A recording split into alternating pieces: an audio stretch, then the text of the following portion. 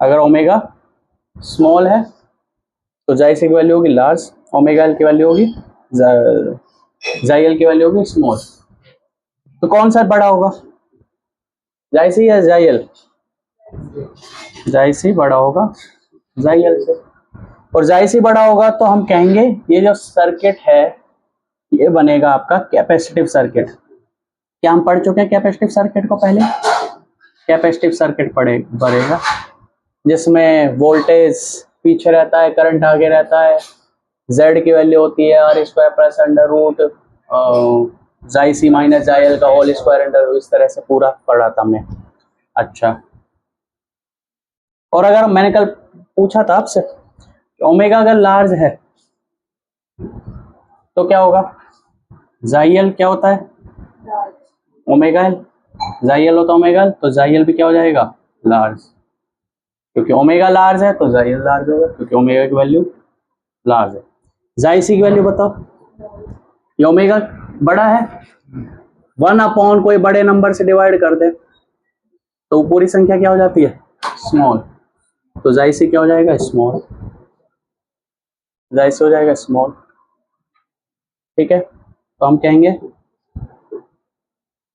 जाई एल जाई सी, बोलो जाई सी जाई एल कौन सा बड़ा है, जाई एल बड़ा हो गया, ओमेगा लार्ज तो जाई एल लार्ज, तो ये कैसा सर्किट बनेगा, इंडक्टिव सर्किट, जिसमें करंट पीछे आगे करंट आगे, बोलो इंडक्टिव सर्किट, करंट पीछे भाई, करंट पीछे रहता है क्योंकि इंडक्टर है ना, इंडक्टर करंट को अपोज करता है, तो इसमें करंट क्या रहता है पीछे, और कैपेसिटिव में करंट आगे, कैपेसिटिव में करंट आगे, इसमें करंट पीछे, इंडक्टिव सर्किट। अरे दोनों पढ़ चुके हम इंडक्टिव और से। फिर हमने कहा था तीसरा और है कि ओमेगा जब ना तो लार्ज है ना स्मॉल है, कुछ ओमेगा नॉट के बराबर है, तो उस समय जाई एल बराबर क्या हो जाता है जाई सी, और आपका जो कंडीशन है वो बन जाती है रेजोनेंट कंडीशन बन जाती है, रेजोनेंट कंडीशन।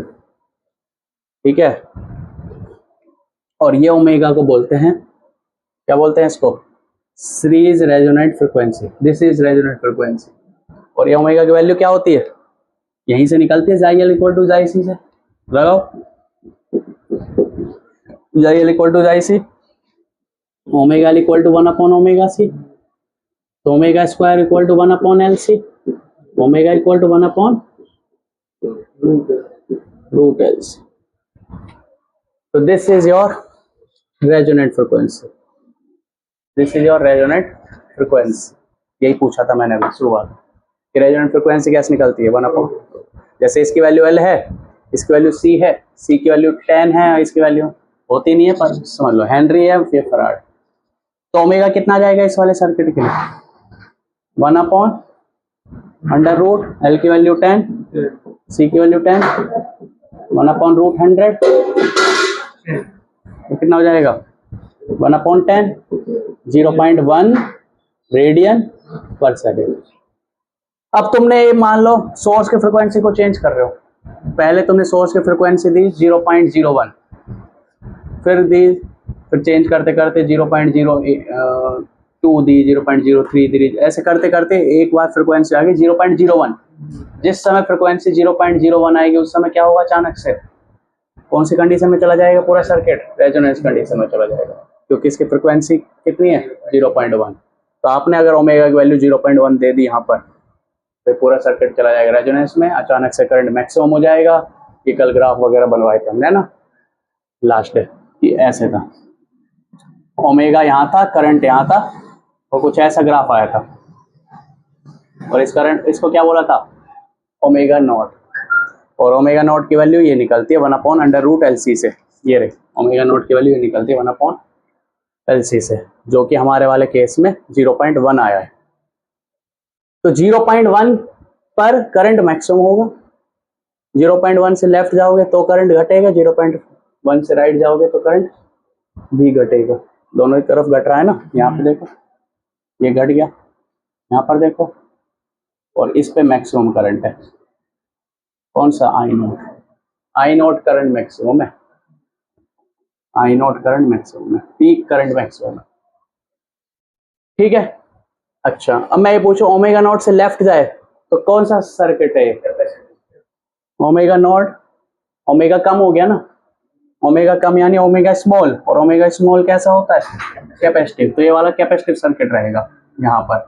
और ओमेगा नॉट से राइट वाला कौन सा सर्किट रहेगा? इंडक्टिव सर्किट रहेगा। तो आप अपने जो ग्राफ बनाए थे उसमें लिख लेना, ओमेगा नॉट से पहले वाले कैपेसिटिव सर्किट रहेगा, ओमेगा नॉट से राइट वाले इंडक्टिव सर्किट रहेगा। ये कल मैंने पूछा था आपसे क्वेश्चन कि बताना आप कि ओमेगा नॉट से पहले वाला कैसा सर्किट रहेगा और ओमेगा नॉट से राइट वाला कैसा सर्किट रहेगा, ऐसा कुछ है। तो ऐसे रहेगा।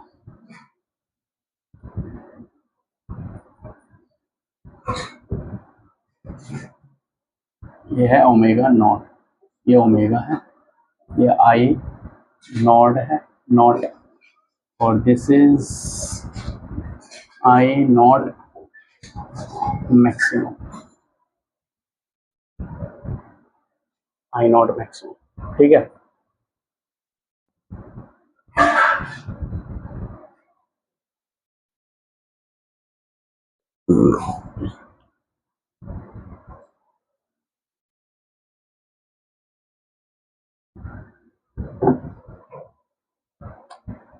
अच्छा, पावर का ग्राफ भी बनाया था। क्या ग्राफ आया था?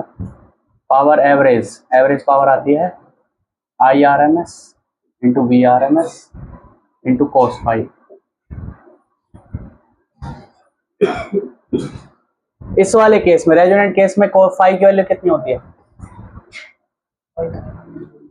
जाइएल और जाई आर बराबर, जाई और जाई सी बराबर होता है रेजोनेंस केस में। फाई की वैल्यू कितनी होती है?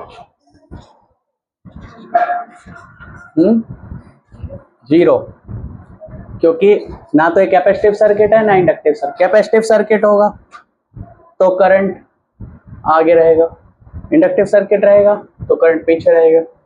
इसमें दोनों ही बराबर हैं तो ना तो आगे रहेगा ना पीछे रहेगा, यानी साथ साथ रहेंगे। तो पाई की वैल्यू क्या रहेगी?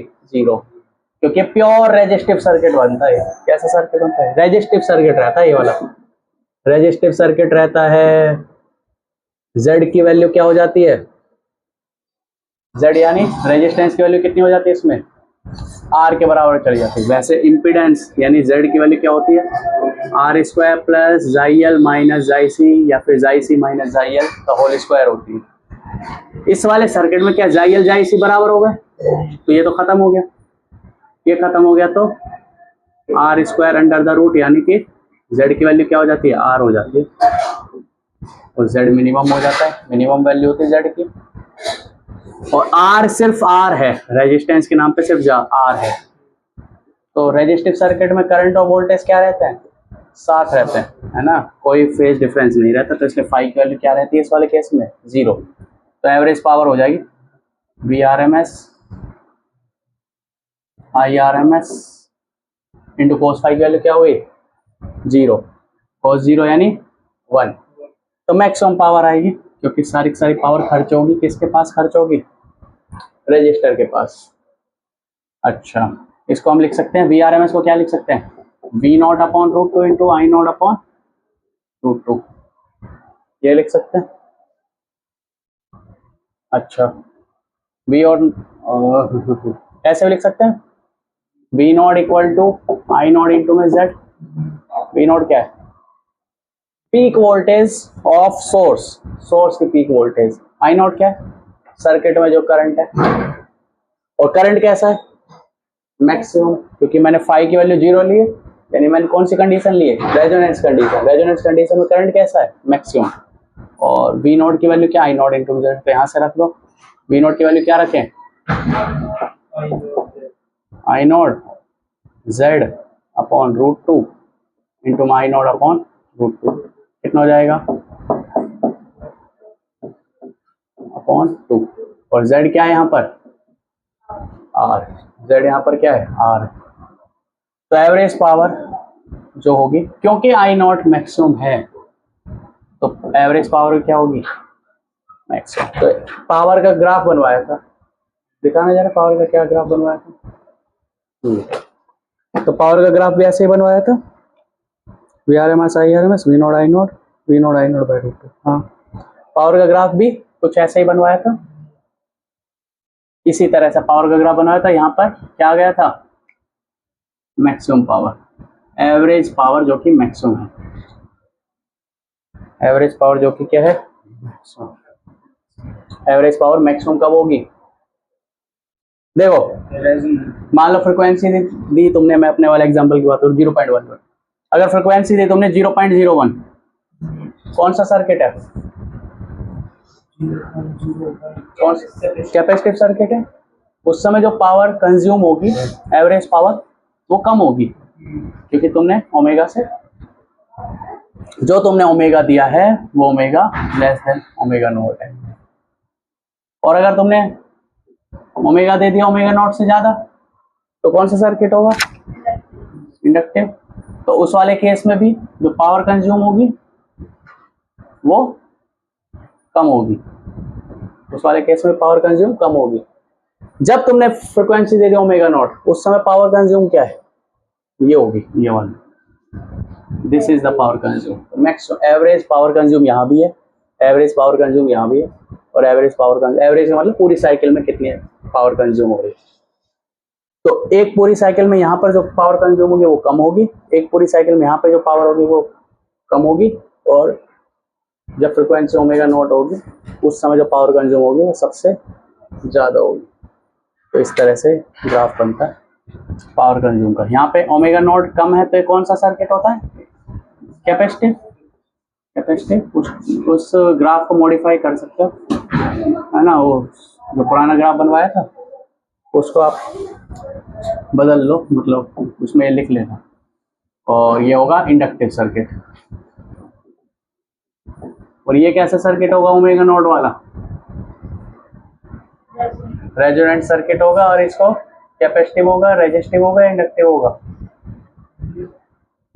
कैपेसिटिव होगा, इंडक्टिव होगा, रेजिस्टिव होगा, क्योंकि इन दोनों की वैल्यू क्या हो जाती है, 0 हो जाती है। ठीक है, लिख लो, ये लिख लेना ये बाकी तो कुछ ऐसा है नहीं लिखने का फिलहाल, इनको तो क्या है।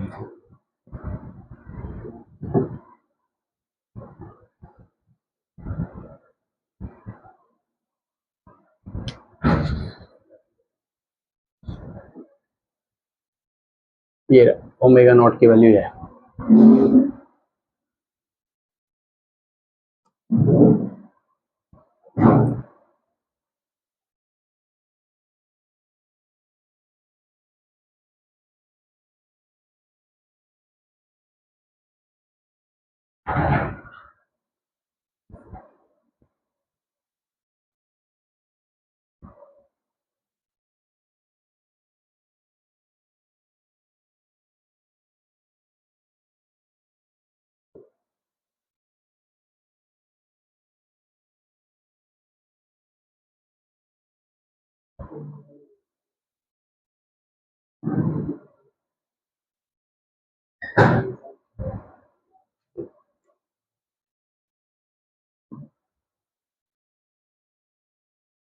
लिख लिया। अच्छा, इसकी वैल्यू लिख लेते हैं एवरेज पावर मैक्सिमम की। एवरेज पावर, अधिकतर पावर लिख देता है क्वेश्चन में, मतलब बुक में अगर देखो पावर लिखेगा, एवरेज पावर नहीं लिखेगा, लेकिन तुम्हें बताया गया है कि जब भी बुक में पावर लिखा है तो क्या मानना है, एवरेज पावर। तो एवरेज पावर जो मैक्सिमम आएगी वो कितनी आएगी, अभी फॉर्मूला बताया था, फॉर्मूला क्या होता है, V R M S into I R M S. और मैं कौन सी कंडीशन के लिए लिख रहा हूँ ये फॉर्मूला, रेजोनेंस कंडीशन के लिए, मतलब यहाँ पर करंट मैक्सिमम हो चुका है।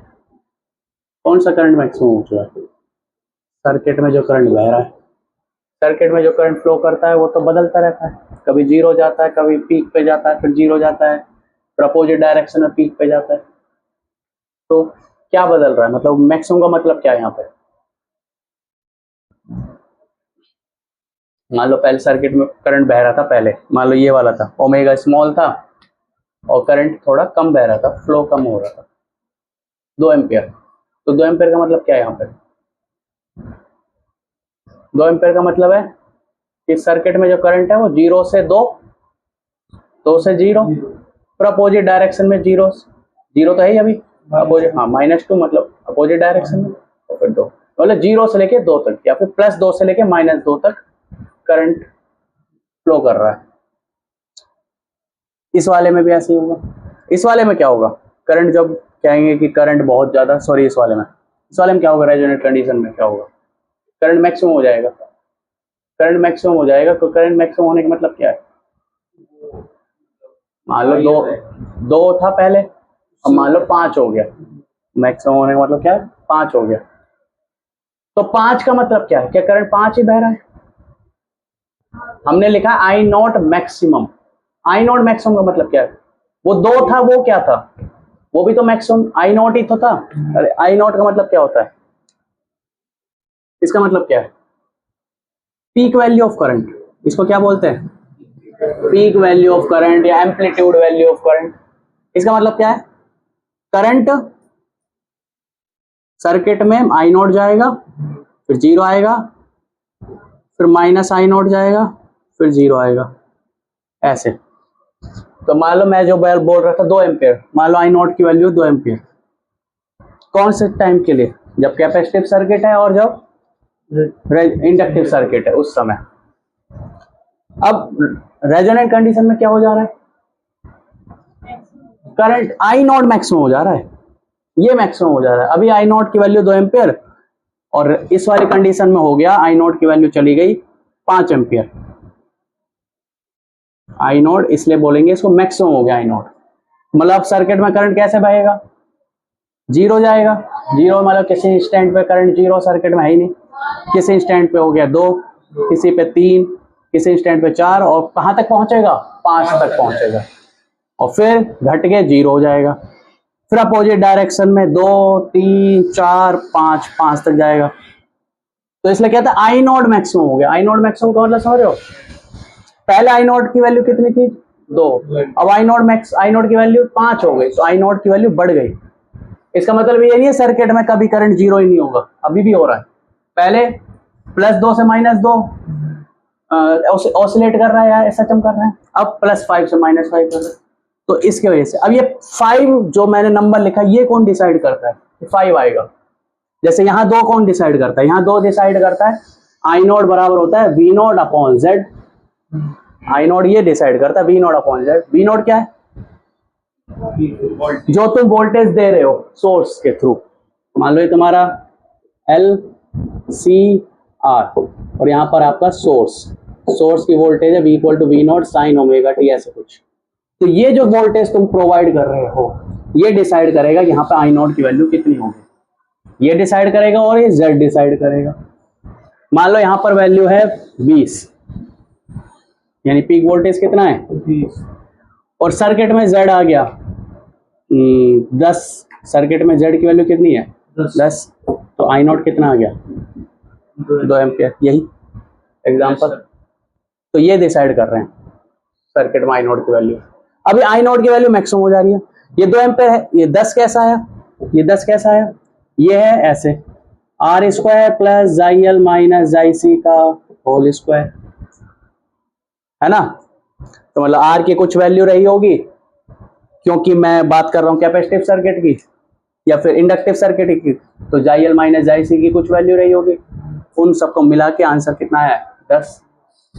जैसे ही वाला कंडीशन आएगी तो क्या होगा, ये वाला खत्म हो जाएगा, ये वाला रेजिस्टेंस खत्म हो जाएगा, XL और XC बराबर हो जाएंगे, XL - XC क्या हो जाएगा, XL - XC क्या हो जाएगा 0।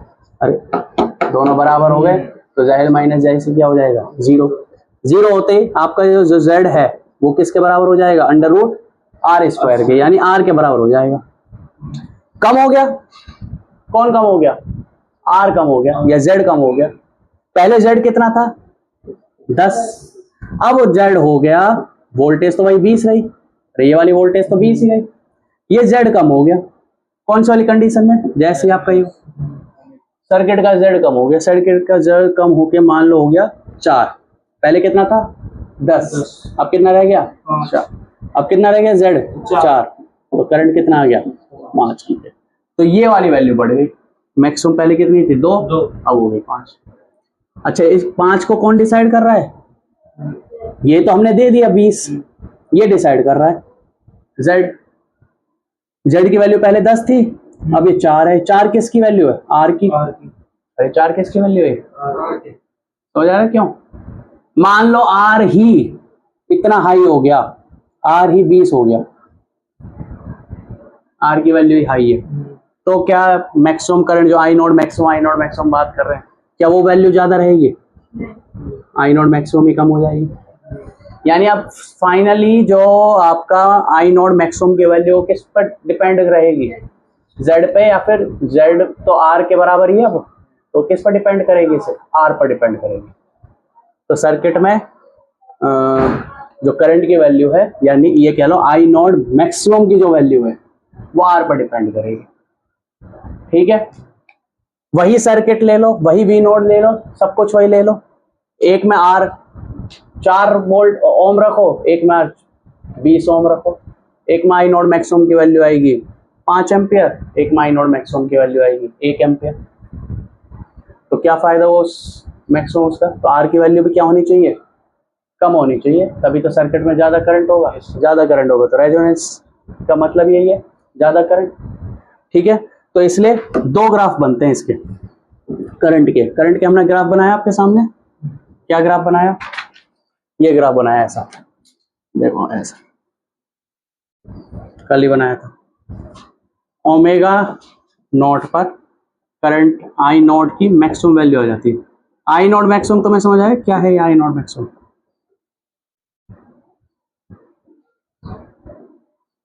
ये ऐसे ग्राफ बनवाया था। आई नॉट मैक्सिमम क्या है समझ आया? पीक करंट की मैक्सिमम वैल्यू।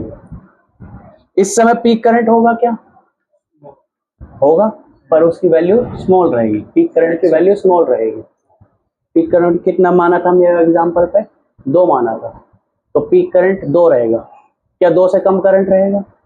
हाँ, अरे 0 से 2, 0 से -2 सब रहेगा। 0 भी रहेगा, 1 भी रहेगा, 1.5 भी रहेगा, 2 भी रहेगा, 2 से लेके -2 सब रहेगा।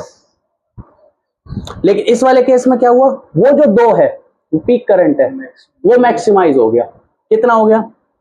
आई नोट मैक्सिमम हो गया, जो हमने एग्जांपल में 5 हो गया। क्यों बढ़ गया? क्योंकि पहले z ज्यादा था, पहले z में 2 कैरेक्टर थे या 3 कैरेक्टर थे। कौन कौन थे? ये तीनों थे, ये तीनों मिलके z बना रहे थे। लेकिन इस वाली कंडीशन में क्या हुआ? ये दोनों तो खत्म हो गए, केवल ये रह गए। तो z कम हो गया, z कम हो गया तो करंट बढ़ गया, पीक करंट बढ़ गया। अब हमने कहा कि अगर r की ही वैल्यू ज्यादा हो तो क्या होगा? पीक करंट की वैल्यू कम हो जाएगी। तो मान लो इस वाले जो ग्राफ हमने बनाया, इस वाले में r की वैल्यू है r, इस वाले में r की वैल्यू क्या है? r। और अगर हम r की वैल्यू r ना रख के 2r रख दे, यानी ज्यादा रख दी r की वैल्यू, तो ग्राफ कुछ ऐसा आएगा। बोलो, ग्राफ ऐसा आएगा। इसका मतलब जो पीक करंट है आपका वो घट गया। पहले पीक करंट ये था, अब पीक करंट ये हो गया।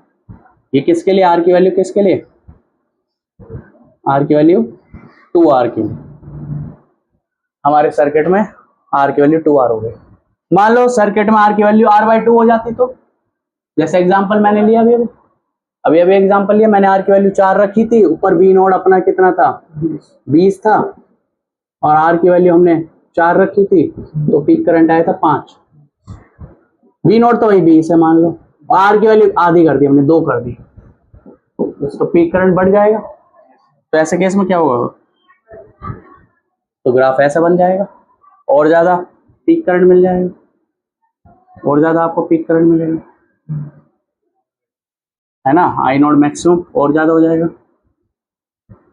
तो ये है कहानी आपके इसकी, आई नोट मैक्सिमम की और r की, r/2। यानी सर्किट का जो रेजिस्टर है उसका और सर्किट में जो मैक्सिमम करंट आ रहा है, पीक करंट आ रहा है, पीक करंट की मैक्सिमम वैल्यू आ रही है। पीक करंट तो पहले भी आ रहा है, 2 एम्पियर पीक करंट ही था, 0 से 2। 2 से माइनस 2 0 से, तो पीक करंट ही था 2, लेकिन पीक करंट अब मैक्सिमाइज हो गया। तो मैक्सिमम पीक करंट और आर का क्या रिलेशन, वो ये है। इस तरह का ग्राफ आपका बनेगा। इस ग्राफ को बना लो इस तरह से, इस पर डिपेंड करेगा।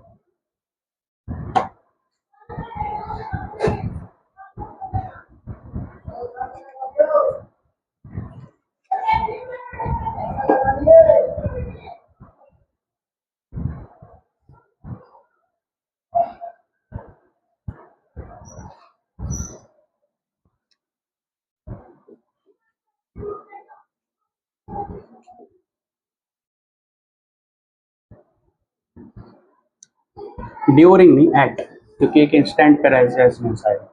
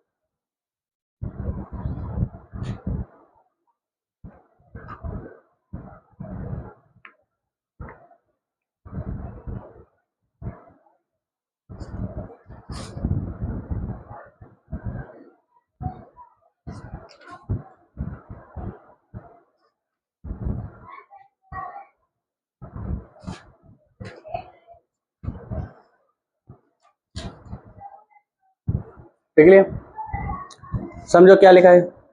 At resonance omega omega naught के बराबर होता है, मतलब हमने जो सोर्स की फ्रीक्वेंसी दी है v equal to V naught sine omega t, उस ओमेगा को हम चेंज करते गए और जैसे ही ओमेगा ओमेगा नॉट के बराबर हुआ जाइल जाइसी के बराबर हो जाएगा। जो हमारा सर्किट का इम्पीडेंस है कितना था, आर स्क्वायर प्लस जाइल माइनस जाइसी का होल स्क्वायर। इसमें जाइल और जाइसी बराबर हो गया, क्योंकि जाइल की वैल्यू क्या होती है ओमेगा एल और जाइसी की वैल्यू क्या होती है ओमेगा सी, और दोनों बराबर हो जाता है ओमेगा नॉट पे। मैं बराबर करके भी दिखा दूँ, उसमें कोई आसान काम हो तो। जाइल माइनस जाइसी, इसकी वैल्यू क्या हो जाएगी 0, और हमारा जो z है वो किसके बराबर आ जाएगा r के बराबर। तो हम कहेंगे z becomes minimum and becomes equal to r। ठीक है, तो पीक करंट जो होगा सर्किट में, जो कैसे निकलता है वो ऐसे निकलता है, पीक करंट निकलता है आई नॉट बराबर वी नॉट बाय जेड से। तो at omega equal to omega naught this becomes minimum and current becomes maximum. Peak current की वैल्यू मैक्सिमम हो जाएगी। पीक करंट अपने आप में नाम है ऐसा, पीक करंट मतलब मैक्सिमम करंट, मैक्सिमम करंट की वैल्यू भी मैक्सिमम हो जाएगी। किसी समय सर्किट में 2 एम्पीयर मैक्सिमम करंट दौड़ रहा है, मतलब मैक्सिमम करंट 2 है, 0 से 2, 0 से -2, तो वो मैक्सिमम करंट है 2।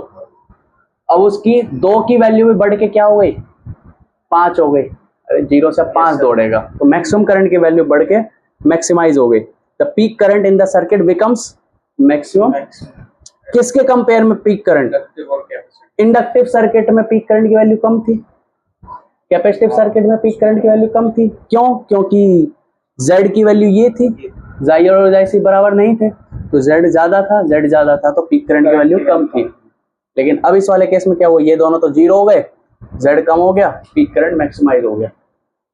और फिर उसके बाद क्या कहा कि भाई हम इसके बाद क्या कहेंगे, इसके बाद कहेंगे कि जो पीक करंट की वैल्यू सिर्फ और सिर्फ किस पर डिपेंड करेगी, R पर, है ना। So the value of maximum peak current, the value of maximum peak current यानी आई नॉट, ये पीक करंट है और इसकी maximum value depends only on the value of R। क्यों, क्योंकि आई नॉट मैक्सिमम की वैल्यू क्या आ रही थी V नॉट बाय Z, और Z किसके बराबर हो गया था R के बराबर। Depends only on the value of R। अब यहाँ पे बताया गया अगर R की वैल्यू R है तो करंट ये होगा आई नॉट मैक्सिमम, R की वैल्यू आधी हो जाएगी, कम हो जाएगी R की वैल्यू, तो आई नॉट मैक्सिमम की वैल्यू और बढ़ जाएगी, R की वैल्यू डबल हो जाएगी, R की वैल्यू बढ़ने से करंट की वैल्यू और कम हो जाएगी, आई नॉट मैक्सिमम की वैल्यू और कम हो जाएगी। तो ये है पूरा इसका।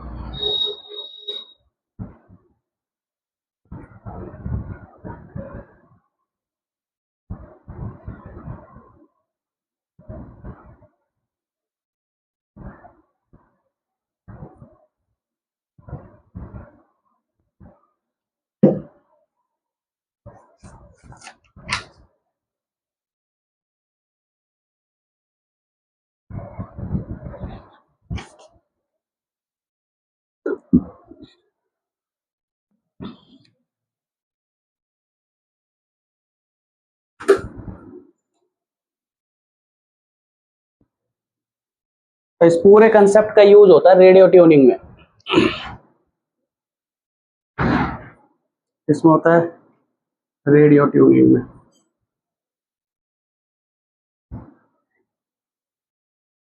जो पहले रेडियो होते थे, अब भी पता नहीं कौन सा वो चलता है, अब तो डिजिटल वगैरह हो गया। तो रेडियो में क्या होता था, L C और R, LCR सर्किट होता है रेडियो के अंदर, और वो फ्रिक्वेंसी यहाँ पे नॉब होती है, नॉब होती है जिस नॉब से L और C की वैल्यू को चेंज करा जाता है। कई बार C की वैल्यू को चेंज किया जाता है by using knob, by adjusting knob the value of C is changed. कई बार एल की वैल्यू क्यों चेंज किया जा सकता है, ऐसे होता है। ऐसे प्लेट्स होती हैं आपस में, किसकी, कैपेसिटर प्लेट्स। तो जब नॉब को घुमाते हैं तो प्लेट्स का एरिया चेंज होता है। ऐसे प्लेट्स का ऐसे यूँ होती है अंदर की तरफ, और फिर ऐसे ऐसे ऐसे नॉब घुमाते हैं तो ये एरिया चेंज होता है। और एरिया चेंज होगा तो क्या होगा, कैपेसिटेंस की वैल्यू क्या होती है, epsilon not a upon D. Area change होगा, कैपेसिटेंस की वैल्यू चेंज होगी। ओमेगा फिक्स है मान लो, फॉर एग्जांपल ओमेगा फिक्स है,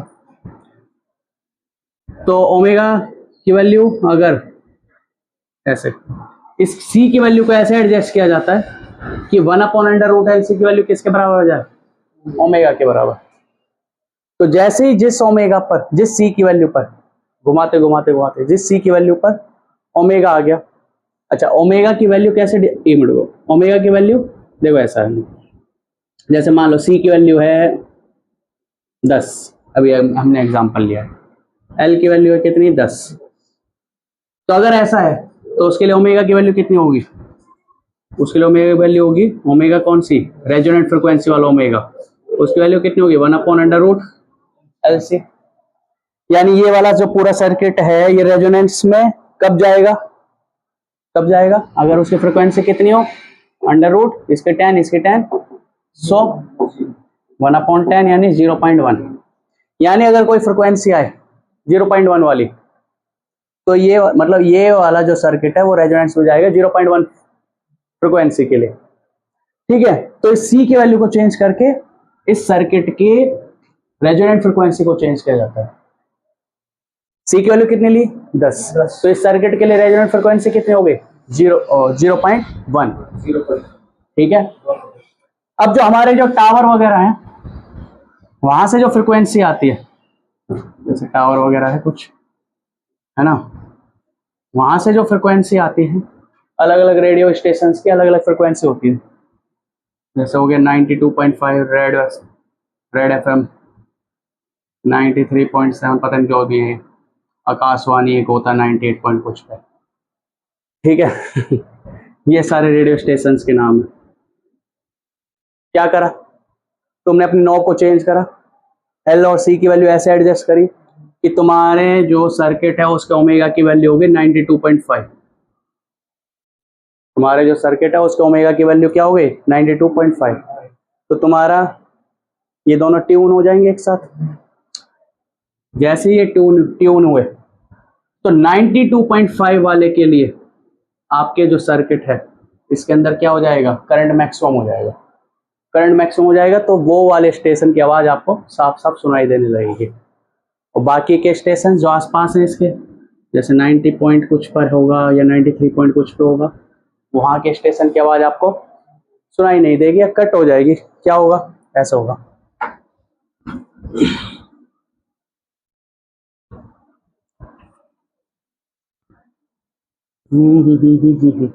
ऐसे ये ग्राफ बनेगा, और तुमने अपने सी की वैल्यू को एडजस्ट करा और ऐसे एडजस्ट किया कि यहाँ पे वैल्यू कितने आ गए, 92.5, 92.5, हाँ 92.5।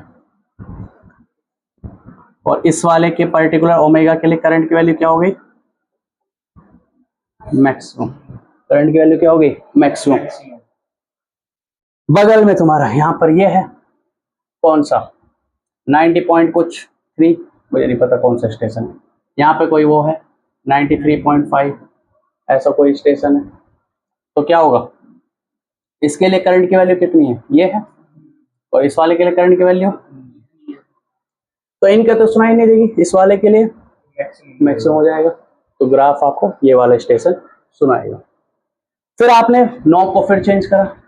अब आपके लिए आपने सी की वैल्यू ऐसे चेंज करी कि ओमेगा नॉट की वैल्यू आ गई 93.5। ओमेगा नॉट की वैल्यू क्या आ गई, 93। तो अब ग्राफ नया तुम्हारा ऐसा बनेगा, ऐसा कुछ ये बन जाएगा। यानी 93.5 के लिए करंट मैक्सिमम हो जाएगा, और जो ये वाला है 92.5 इसके लिए करंट कम हो जाएगा, तब ये नहीं सुनाई देगा, ये सुनाई देने लगेगा। तो इस तरह से C की वैल्यू को चेंज करके या L की वैल्यू को चेंज करके सर्किट के ओमेगा को चेंज किया जाता है, सर्किट के रेजोनेंट फ्रिक्वेंसी को चेंज किया जाता है, और सर्किट का रेजोनेंट फ्रिक्वेंसी को अपने स्टेशन के फ्रिक्वेंसी से मैच कराया जाता है, ताकि उस पार्टिकुलर स्टेशन के लिए करंट मैक्सिमम हो जाए। वो करंट मैक्सिमम होगा तो वो वाला स्टेशन के लिए आपको आवाज़ सुनाई देगी, जो भी सुनना है वो सुनना। ऐसे वो होते हैं ना, सैटेलाइट फ़ोन होते हैं या कुछ होते हैं, तो वो भी फ्रिक्वेंसी मैच कराते हैं, या आर्मी के जो आपस में बात करते हैं वो भी तो फ्रिक्वेंसी से मैच कराते हैं, उनको पता होती है कि उस फ्रिक्वेंसी पे बात करनी है, तो वो फ्रिक्वेंसी उस पर लगाते हैं, मतलब उसकी नॉब को उस फ्रिक्वेंसी पे लगाते हैं। जो दूसरा पर्सन है वो भी उसी फ्रिक्वेंसी पर बात करते हैं। कई बार क्या होता है, जो दूसरी आर्मी के होते हैं, मतलब जो तुम्हारे अपोजिट होते हैं, कई बार मैच कर जाती है दोनों की फ्रिक्वेंसी, आपस में बात हो जाती है उनकी। वो कौन सी मूवी थी, शेरशाह, उसमें जब वो पहाड़ पे चढ़ता है तो मैच कर जाती है उसकी फ्रिक्वेंसी और वो दोनों, तो वो उनकी आपस में बात होती है। तो इस तरह से वो फ्रिक्वेंसी मैच होती है, उसकी नॉब को चेंज करते हैं, नॉब को चेंज करके C की वैल्यू चेंज होती है, C की वैल्यू चेंज करके ओमेगा नोट चेंज होता है, तो उस पर्टिकुलर सर्किट के लिए ओमेगा की वैल्यू चेंज होती है, और आसपास जो भी उस ओमेगा पर कोई स्टेशन होगा उसके लिए करंट मैक्सिमम हो जाता है। अब इसमें मेन चीज़ क्या है पूरे में, मेन चीज़ ये है कि हम कितने ज़्यादा स्टेशन बना सकते हैं, क्योंकि अगर कमर्शियल पर्पज से देखें, जो इन स्टेशन को संभाल रहा है वो कर रहा है, तो वो इनके चार्जेस लेता है। तो जितने ज़्यादा स्टेशन रहेंगे उतने ज़्यादा स्टेशंस बनेंगे, और जितने ज़्यादा स्टेशंस बनेंगे उतने ज़्यादा कमाई होगी, है ना। तो हर कोई चाहेगा कि पास स्टेशन बना तो ज़्यादा से ज़्यादा स्टेशन बन जाए।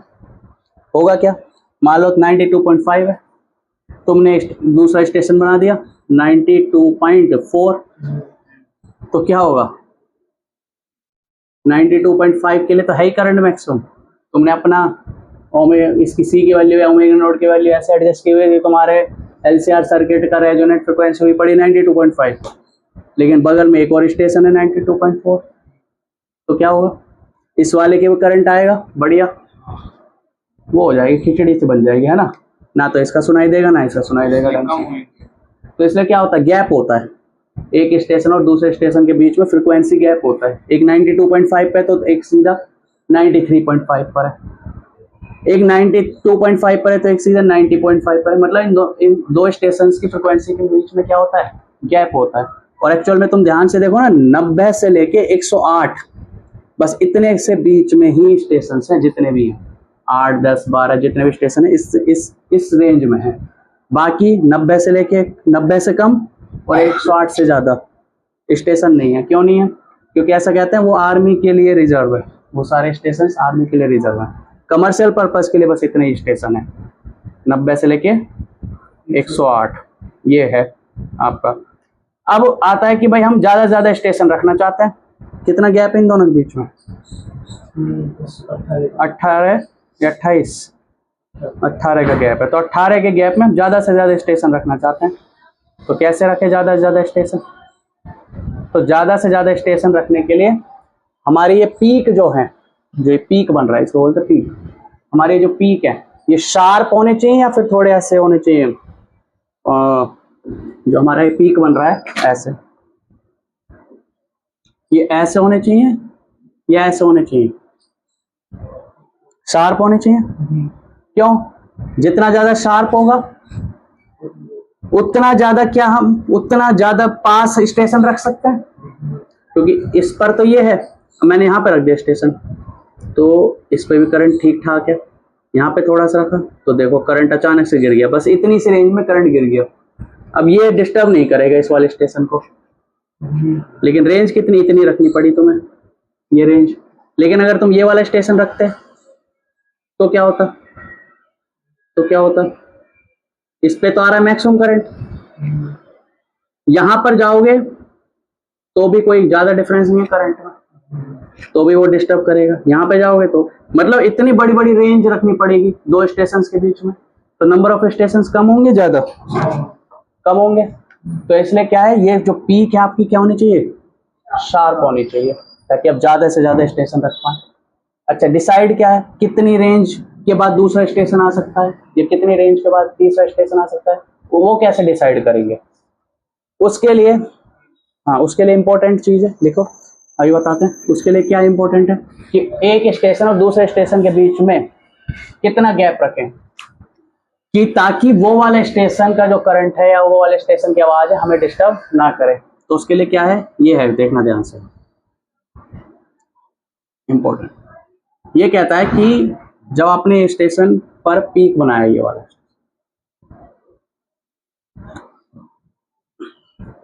ये है वो ओमेगा नॉट जिसके लिए पीक है, ये रहा, this is I naught maximum, ठीक है, this is I naught maximum. इसके बराबर में तुम दूसरा स्टेशन मान लो यहां रख दिया, यहां दूसरा स्टेशन यहां रखा, तो उसके लिए जो करंट होगा, ठीक है, और उसके लिए जो करंट होगा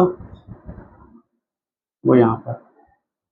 तो वो जो करंट है ना, वो कहता है कि जो करंट है, हमें नहीं पता करंट क्या है, करंट क्या नहीं है, वो कहता है कि अगर मान लो यहाँ पर पावर मैक्स, आई नॉट मैक्सिमम पर क्या पावर भी मैक्सिमम होती है, आई नॉट मैक्सिमम पे एवरेज पावर भी क्या होती है, मैक्सिमम होती है। तो वह कहता है दूसरा स्टेशन तभी रख सकते हो जब दूसरे स्टेशन की पावर पिछले वाले से आधी हो जाए।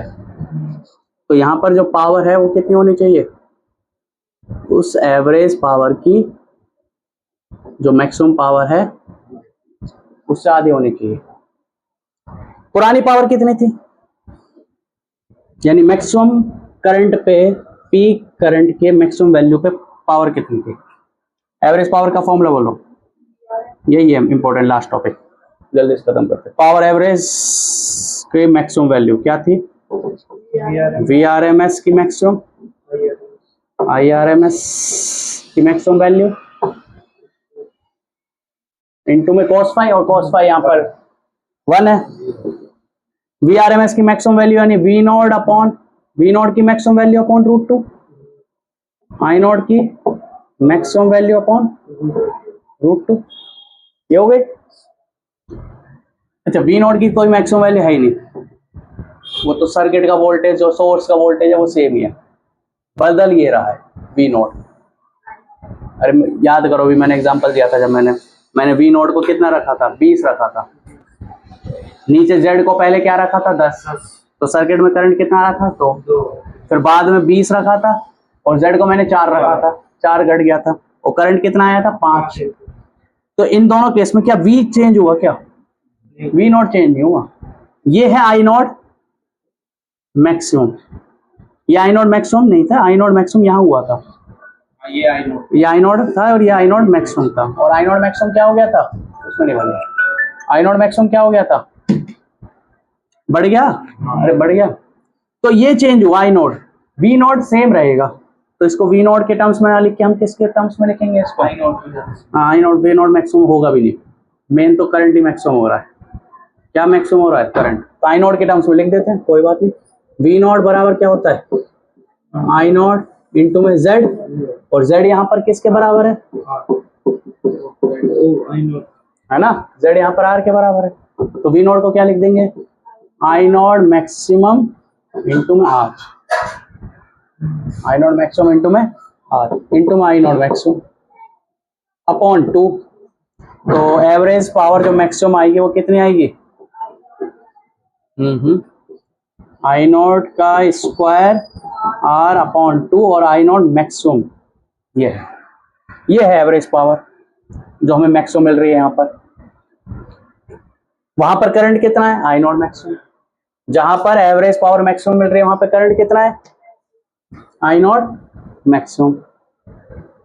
अच्छा, हमें कौन से करंट चाहिए, यहाँ पर कितना करंट होगा बताओ, यहाँ पर कितना करंट होगा, यहाँ पर पुराने वाले पावर की कितनी हो गई, आधी हो गई, तो power average becomes half, average power की जो मैक्सिमम वैल्यू है कितनी हो गई, आधी हो गई। I नॉट मैक्सिमम, मान लो वहां पर जो करंट होगा, यहाँ पर जो करंट होगा करस्पॉन्डिंग करंट वो I होगा, हमें नहीं पता है वो कितना है, कितना आई नोड है, आई नोड लिख देते हैं इसको, कितना आई नोड है, मतलब आई नोड मैक्सिमम के कंपेयर में ये कितना होगा। अरे पावर आधी हुई तो आई नोड मैक्सिमम भी तो कुछ ना कुछ कम होगा, कितना होगा वो हमें नहीं पता, तो हम आई नोड लिख देते हैं और इसका स्क्वायर कर देते हैं। इनटू में आर सेम ही रहेगा, डिवाइड बाई 2। अब यहाँ पे क्या है, ये इक्वेशन 1, क्या एवरेज पावर मैक्सिमम की वैल्यू रख सकते हैं यहाँ से, एवरेज पावर मैक्सिमम की वैल्यू यहाँ से यहाँ रखो, क्या होगा बताओ, put value of P average maximum in equation second from equation first, this is equation second. तो यहाँ रखो, कितना हो जाएगा, आई नोट का स्क्वायर जो कि मैक्सिमम है हमारा,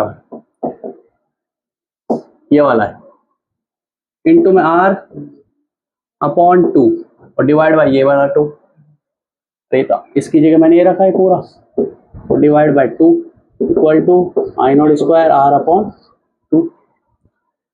इससे ये कट गया, आर से आर कट गया, तो यहाँ से आई नोट मिल जाएगा, यहाँ वाला आई नोट, यहाँ वाला आई नोट मिलेगा, क्या मिला, यहाँ से आई नोट मिला ये वाला, ये वहां जाएगा तो अंडर रूट से स्क्वायर कटेगा, यहाँ रह जाएगा रूट।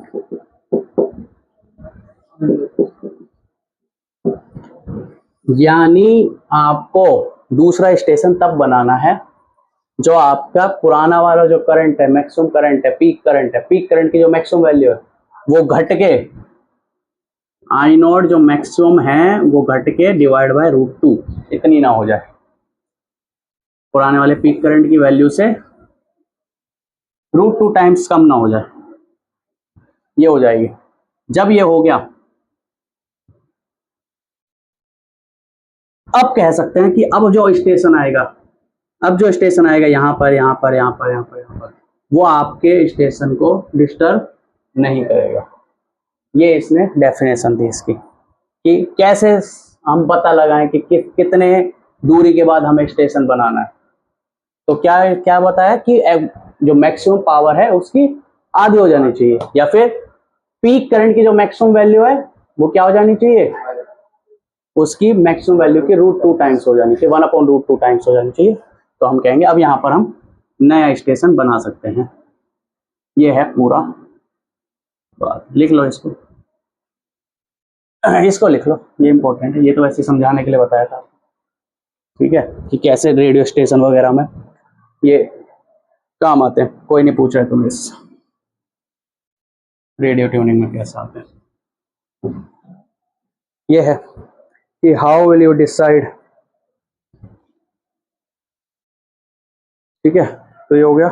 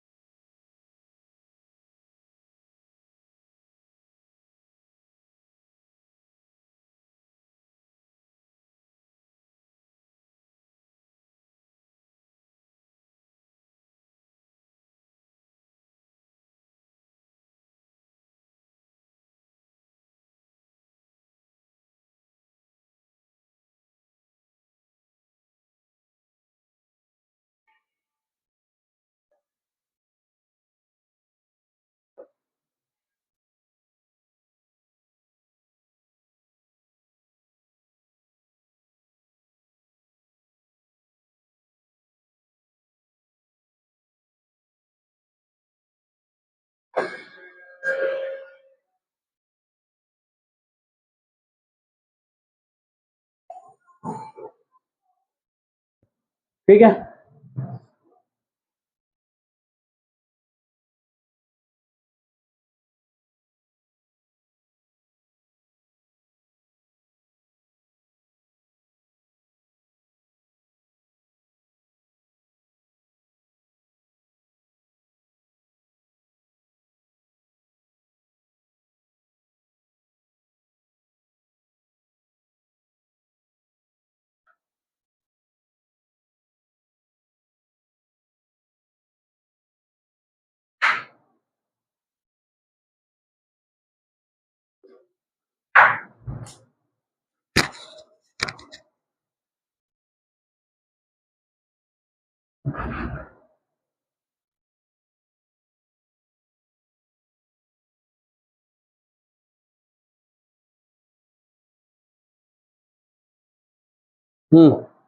देख लिया। yes. तो यहाँ पर इस फ्रिक्वेंसी पर, इस पर्टिकुलर फ्रिक्वेंसी पर आपकी जो पावर है वो क्या हो गई, आधी हो गई, और करंट क्या हो गया, पीक करंट की जो मैक्सिमम वैल्यू है √2 टाइम्स हो गई, 1/√2 टाइम्स हो गई। तो इस वाले फ्रिक्वेंसी को ω1 बोलते हैं। और सिमिलरली तुम्हें एक और फ्रिक्वेंसी यहाँ मिलेगी राइट में, उस वाली फ्रिक्वेंसी पर भी क्या करंट, देखो ω0 पे तो करंट मैक्सिमम है, अब ω0 से कम जाओ या ω0 से आगे जाओ, दोनों ही केसेस में करंट क्या हो रहा है, घट रहा है। तो ω1 पर भी पावर मैक्सिमम है, और ω2 जो है वो भी क्या है, ω1 पे भी पावर आधी हो गई, और ω2 पे भी पावर आधी हो गई। ω1 और ω2 को बोलते हैं हाफ पावर फ्रिक्वेंसी, इसको और इसको मिला के क्या बोलते हैं, हाफ पावर फ्रिक्वेंसी। और ω0 को क्या बोलते हैं, रेजोनेंट फ्रिक्वेंसी, इसको क्या बोलते हैं।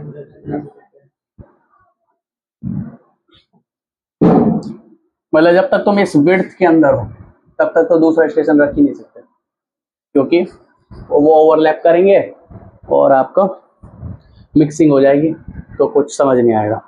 तो इसको बोलते हैं बैंडविड्थ, इसको क्या बोलते हैं, बैंडविड्थ। ω1 से लेकर ω2 तक को क्या बोलते हैं, बैंडविड्थ।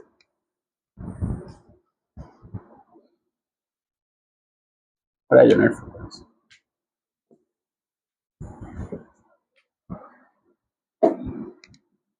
ω1 से लेकर ω2 तक को क्या बोलते हैं, इस पूरी बैंडविड्थ। और बैंडविड्थ होगी कितनी,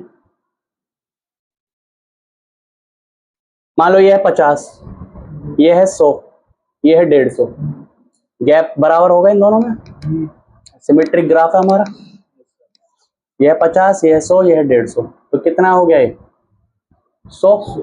निकाला कैसे, 150 माइनस 50, अरे ये कितना है 50, ये मान लो 100 है, ये 150, तो ये गैप कितना है, ये 100 का, कैसे निकाला, 150 माइनस 50, तो ये तो निकला है।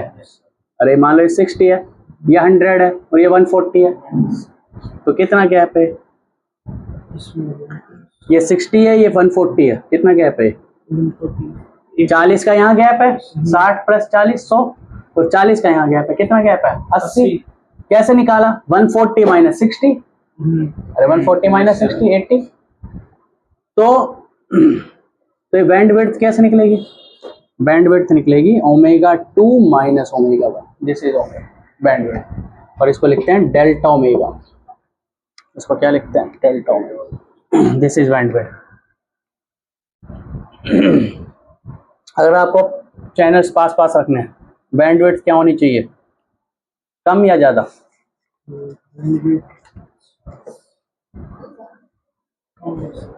कम होनी चाहिए बैंडविड्थ। क्यों, जितनी बैंडविड्थ कम होगी उतने ही पास हम दूसरा स्टेशन रख सकते हैं। ऐसा आगे मान लो बैंडविड्थ इतनी ज्यादा है, बैंडविड्थ इतनी ज्यादा है, यहाँ से यहाँ तक बैंडविड्थ है, तो इस बीच में तो कोई दूसरा स्टेशन आ ही नहीं सकता, तो बैंडविड्थ कम होनी चाहिए ज्यादा, अरे नंबर ऑफ स्टेशन ज्यादा रखने तो बैंडविड्थ कम होनी चाहिए। ये जितना छोटा होगा उतना ज्यादा हम दूसरे स्टेशन ला सकते हैं, तो बैंडविड्थ क्या होनी चाहिए? कम। दूसरी चीज, अगर आपको क्वालिटी अच्छी चाहिए, रेडियो की क्वालिटी अच्छी चाहिए, तो उसके लिए करंट मैक्सिमम होना चाहिए, जो पीक करंट है वो मैक्सिमम होना चाहिए, ज्यादा से ज्यादा होना चाहिए। एक ऐसा ग्राफ है, एक ऐसा ग्राफ है इस टाइप का, और एक ग्राफ ऐसा, इसमें क्वालिटी अच्छी रहेगी।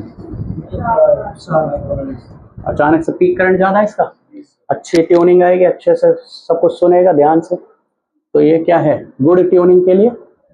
इसमें बैंडविड्थ देखो, इसमें बैंडविड्थ देखो, मेरे हिसाब से ये होगी बैंडविड्थ इसकी, इस वाले के लिए, और इसकी बैंडविड्थ ये होगी।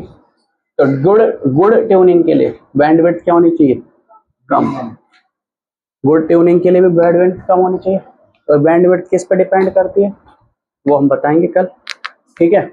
तो बैंडविड्थ किस पे डिपेंड करती है, कौन कौन सी चीजें कम होनी चाहिए ताकि बैंडविड्थ, एक तो तुम्हें पता है बैंडविड्थ किस पर डिपेंड करती है।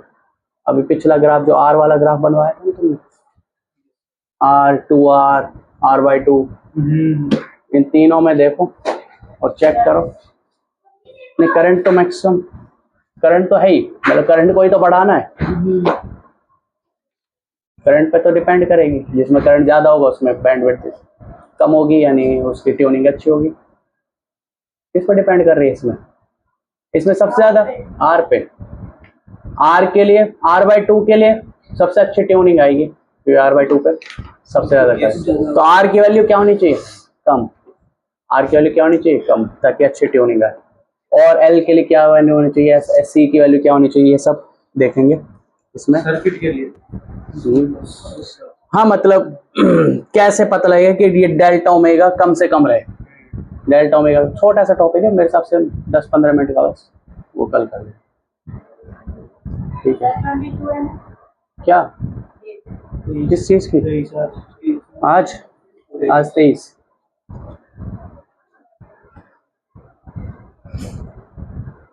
ठीक है, तो ये कल चैप्टर कंप्लीट हो जाएगा। इसका एक आध ग्राफ वगैरह, फिर एनसीईआरटी क्वेश्चंस कर लेंगे, कुछ चैप्टर खत्म होगा।